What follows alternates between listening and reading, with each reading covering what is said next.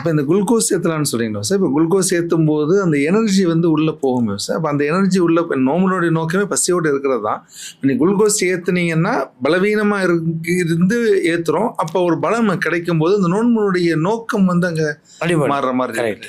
இப்போ நான் சொன்னது இந்த ஊசியோட மருந்தை குளுக்கோஸ் மூலமாக ஏற்றுவாங்க சில பேருக்கு.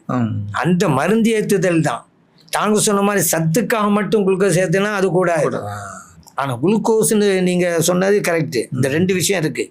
என்னன்னு கேட்டால் குளுக்கோஸ் எது சத்துக்காக தான் பெரும்பாலும் பலவீனம் அடைஞ்சிட்டாரு, அதுதான் ஏற்றுறாங்க. இப்போ கூடாது. ஏன்?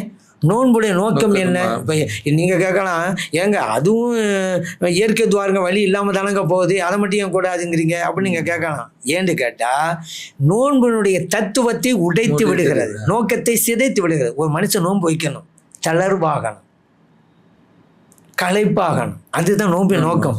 இவன் பார்த்து குளுக்கோஸ் ஏற்றி தெம்பா இருக்குன்னா நீ நோம்பே வைக்காதப்பா, ஏன் நோன்பு வைக்கிற அப்படின்னு வந்துடும். அதனால தான் குளுக்கோஸ் ஏற்றக்கூடாது. இப்போ நான் ஆரம்பத்தை உங்களுக்கு சொன்னதுங்கிறது சில மருந்துகளை குளுக்கோஸ் வழியாக ஏற்றுவாங்க. மருந்து ஏற்றுவதா மட்டுமா இருந்தால் தான் அது கூடும். வெறும் குளுக்கோஸாக இருந்தாக்கா அது கூடாது. சரிதானே? அடுத்து இல்லைங்க சத்து குளுக்கோஸ் ஏற்றுனா தாங்க அந்த ஆள் தெம்பா இருப்பார், இல்லாட்டி அவருக்கு ஆபத்துங்க பாதிப்புங்கண்டா நோன்பை விடட்டுமே, மார்க்காக தானே சொல்லுது. நோன்பை விடுங்க, ஒரு கட்டாயப்படுத்தலையே. அதனால இதான்